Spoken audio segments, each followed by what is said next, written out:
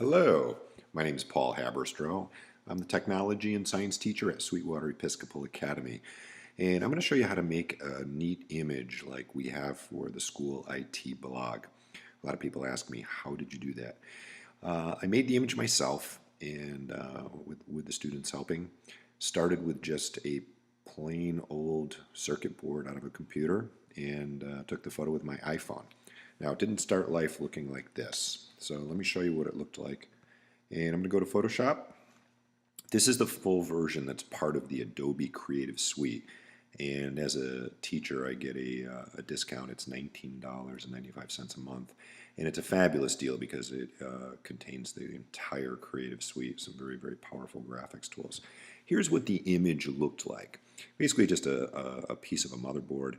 And it was some very flat lighting, and just made the image with my phone. So it's kind of washed out and there's not much contrast. So first thing I'm going to do is, the image isn't really lined up with what I want it to do. So what I'm going to do is I'm going to bring down a guide.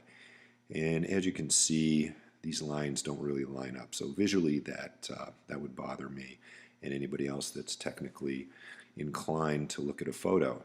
So first thing I'm going to do is I'm going to rotate the canvas just arbitrarily. And in the full version of Photoshop, you can do this a very small increment at a time. I'm going to start with 1 degree. And that's better, but if I look at it a little closer, I think I can get it a tiny bit closer. So I'm going to go back and I'm going to add 0.5 degrees. There. That I can live with. Now, I'm going to remove the guide. And now what I have to do is, if you've noticed how it's shifted on the canvas, so I need to crop it so that there isn't any white showing on the edges. And I plan on cropping it a little more anyways, because the photo size that we need to get it to is going to be 1220 by 480. So here we go. I brought that in. Now what I'm going to do is I'm going to size the image. And again, we need 1220 by 480. If I get the dimension right on one side, I'm going to crop to get to the other one. So here we go. The beauty of this version of Photoshop is that it is going to tell me right when I get to 480. I want to bring it up a little bit from the bottom here. I think right about there is fine.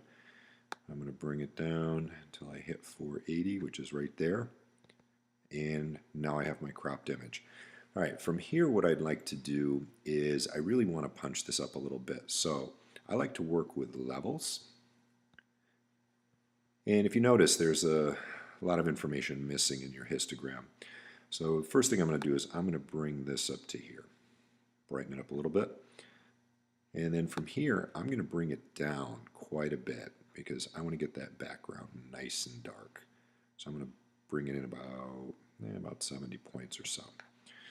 Okay, now from here, one of the image adjustments that you can do is called posterize.